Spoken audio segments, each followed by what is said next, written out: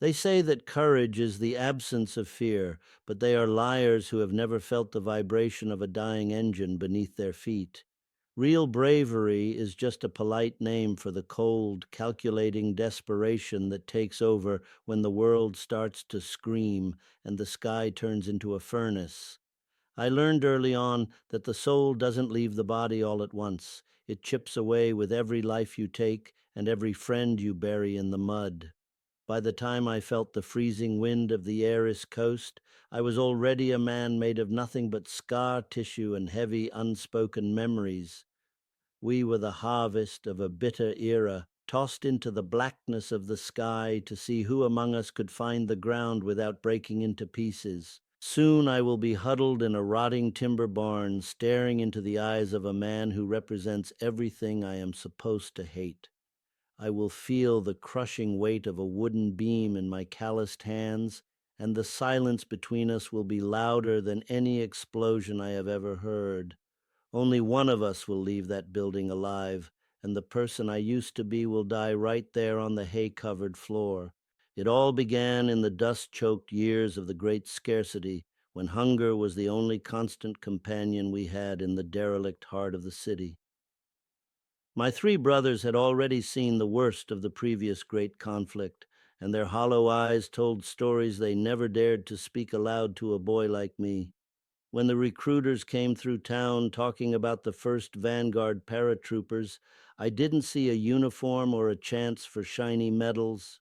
I saw a paycheck that could keep my mother fed and a way out of the dirt-poor existence that had claimed my father far too young. The bonus for jumping out of moving planes was more money than I had ever seen in my life, and that was all the motivation I needed. I signed the papers without a second thought, trading my safety for the promise of 3 square meals and a pair of sturdy leather boots. The training was a brutal introduction to a world of violence that I had only previously imagined in my darkest nightmares. We were pushed until our lungs burned and our joints screamed for mercy, all while being told that we were the elite spearhead of the coming invasion. We had to complete 5 successful jumps to earn our wings, and that fifth one was the threshold where many men found their limits and turned back. Once you committed to that final leap, there was no turning back from the destiny the military had carved out for you. We spent endless hours in the night, jumping into the darkness until the sensation of falling became more natural than walking on solid ground. In the center of the camp, they had built massive sandboxes modeled after the terrain where we would eventually land, and we memorized every hill and valley. As the day of the invasion drew near, the tension in the camp became a physical weight that we all carried on our shoulders. The government had paid us 6 months of back wages all at once, and with the barbed wire keeping us isolated from the world, the gambling reached a fever pitch. Men sat in circles under the dim light of lanterns, betting their lives and their earnings on the turn of a card or the roll of the dice. We were a brotherhood of the doomed, waiting for the signal to throw ourselves into the mouth of the beast. When the order finally came to board the transport planes, there was a strange sense of relief that the waiting was finally over. I was the last man to climb into our C-47 because I was carrying a 20-pound pack of high explosives tied to my leg. The flight across the dark waters of the Channel was a journey through a corridor of fire and screaming metal.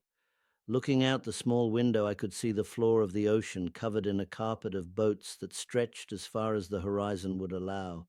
There must have been 5,000 vessels down there, a massive armada of steel intended to break the back of the enemy once and for all. Above us, the heavy bombers thundered through the clouds, and above them, the nimble fighter planes darted like silver sharks in the moonlight. I remember thinking that with so much power focused on one goal, there was no possible way we could lose this fight. But as we crossed the shoreline, the sky erupted in the green and red tracers of the anti-aircraft batteries. The enemy flak lit up the night like a twisted version of a holiday celebration, turning the clouds into blooming flowers of fire and jagged shrapnel. I watched in horror as a plane to our left took a direct hit and simply disintegrated into a cloud of burning debris and falling men. A shell exploded just outside our wingtip, sending a spray of metal teeth through the thin skin of our own aircraft. The man sitting to my left was killed instantly, and the man to my right slumped over with a hole where his chest used to be. The C-47 was a slow, lumbering target, and we felt like sitting ducks as the pilot struggled to maintain formation through the chaos. I had never been more anxious to jump into the unknown than I was in that moment of slaughter. When the green light finally flashed, I didn't hesitate to hurl myself out into the cold, screaming air of the night. I was the first man out of the door, falling through a haze of smoke and the smell of cordite that seemed to saturate the very atmosphere. Below me, the town of Valerius was engulfed in flames, with the flickering orange light casting long, dancing shadows across the countryside. My descent was rapid and uncontrolled, and I realized too late that I was drifting toward a large complex of stone buildings. I crashed through the glass panels of a greenhouse with a sound like 1,000 shattering mirrors, my leg pack taking the brunt of the impact. I rolled onto the dirt floor, miraculously unhurt, but surrounded by the jagged remains of my violent arrival. I scrambled over a 4-foot stone wall and found myself in the silent, haunting grounds of a massive cathedral. The air was filled with the intermittent rattle of machine gun fire and the distant shouts of men dying in the dark.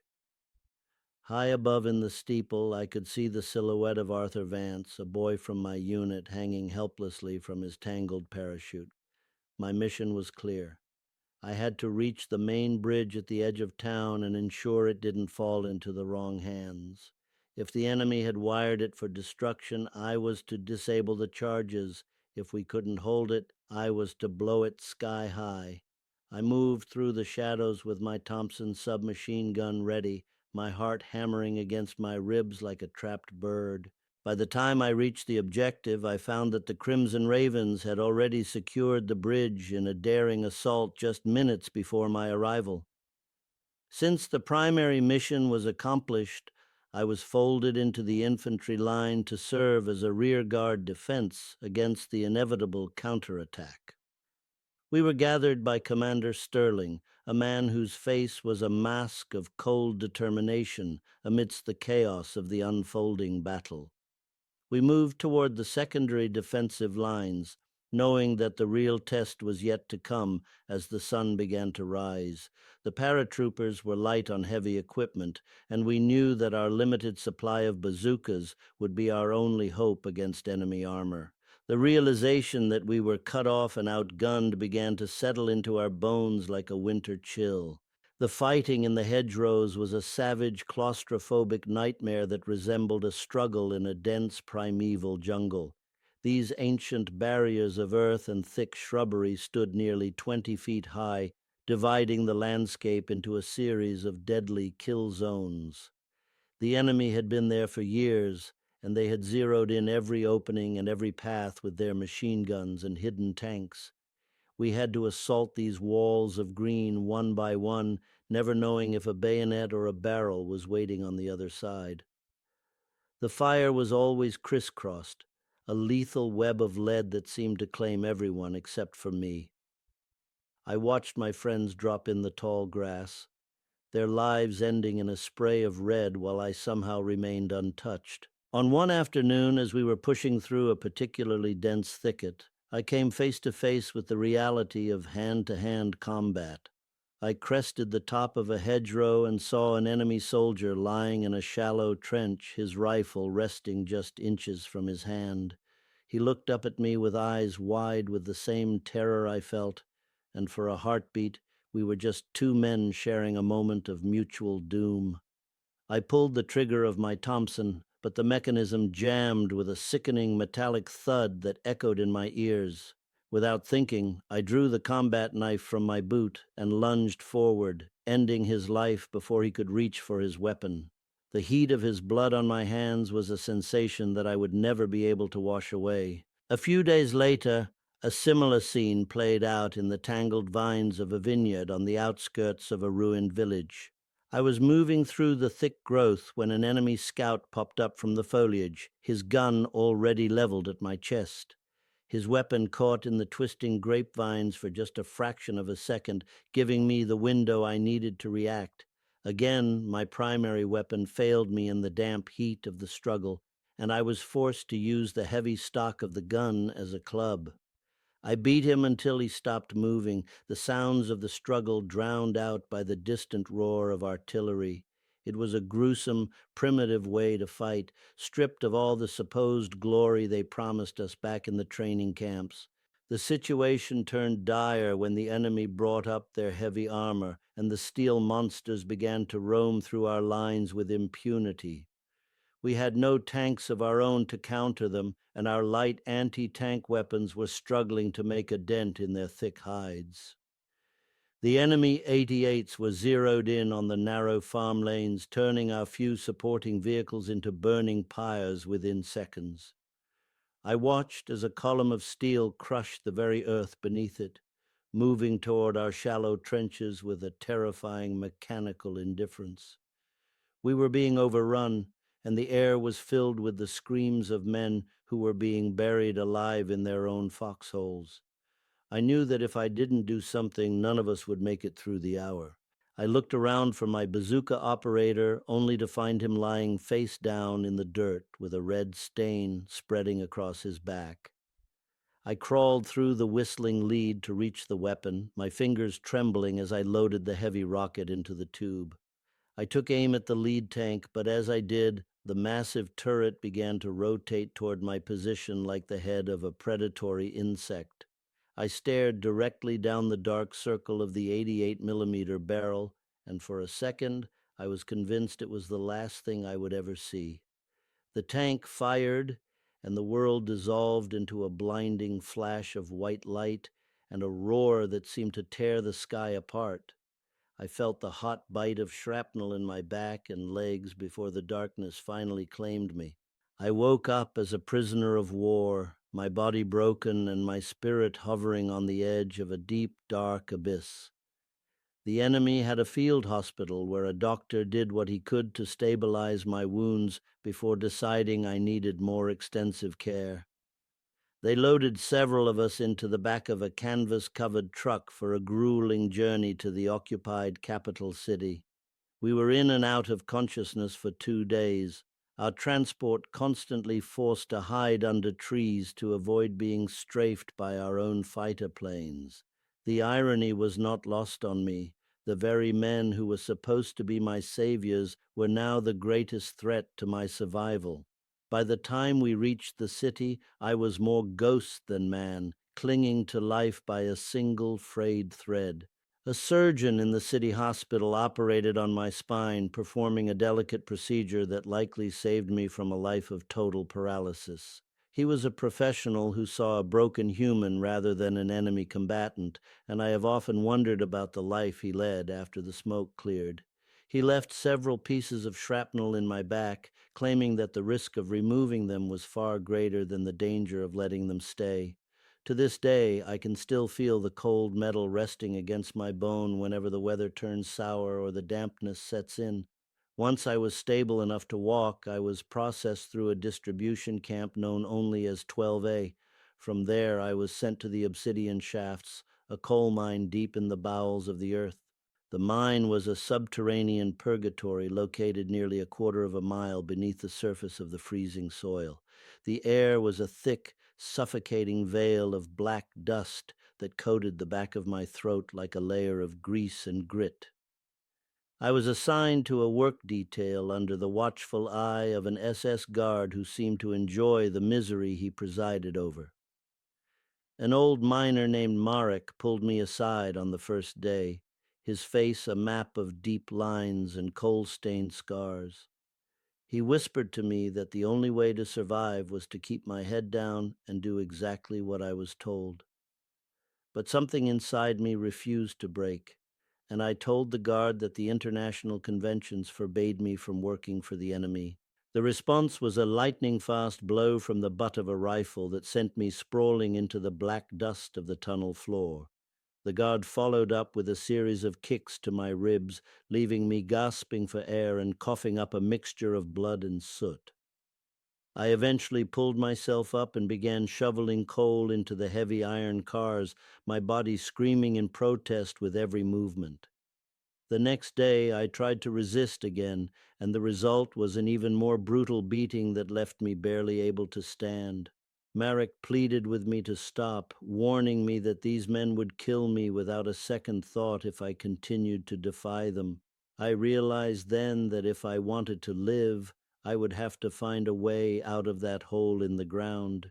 I began planning my escape with a fellow paratrooper named Silas, a man from the docks of the northern coast who had the heart of a lion. We watched the guards' routines for weeks, noting the gaps in their formation during the long walk back to the barracks in the evening. In the early days of April, when the sleet was still falling and the ground was a slushy mess, our opportunity finally presented itself. Two of the middle guards were pulled away for another detail, leaving a significant gap in the line as we moved past a patch of dense undergrowth. Silas caught my eye and gave a sharp, subtle nod, and we vanished into the brush before anyone could notice we were gone. We ran until our lungs felt like they were going to burst, fueled by nothing but the raw adrenaline of the desperate. The alert was raised within the hour, and we could hear the distant wail of sirens echoing from the direction of the mine. We didn't know the area, and our lack of maps meant we were wandering blindly through a landscape that wanted us dead. We eventually stumbled toward a small village, hoping to find a way around the local patrols that were already combing the woods. A black car belonging to the local authorities spotted us in a clearing and began to give chase, its engine roaring through the quiet countryside. We bolted toward a large weathered barn at the edge of a field, hoping to find a place to hide before the hunters closed the distance. It was the moment I had seen in my mind since the day I was captured. We burst through the heavy doors and looked for any place to conceal ourselves among the hay and the rusted farm equipment. Silas climbed toward the loft, but the guard was through the door before my friend could find a secure spot to hide. The guard leveled his weapon, and before I could move, a single shot rang out that echoed through the hollow space of the barn like a thunderclap. Silas fell from the loft without a sound, his journey ending on the cold, hard floor of a place he never should have been. The guard turned toward me, but I was already moving, my hands finding a heavy wooden beam that had been leaning against the wall. I struck him with every ounce of rage and grief I possessed, ending the threat in a single desperate motion. I took the dead man's weapon and his ammunition, knowing that the sound of the shot would bring more enemies to the barn within minutes. I fled into the night, my heart heavy with the loss of Silas, but my mind focused on the singular goal of survival. I could hear the baying of hounds in the distance, a sound that chilled me more than the freezing rain that was soaking through my thin clothes. I found a small stream, perhaps 20 feet wide and 3 feet deep, and I waded into the icy water to mask my scent. I walked for nearly a mile in that numbing current, my legs losing all feeling as the threat of hypothermia began to set in.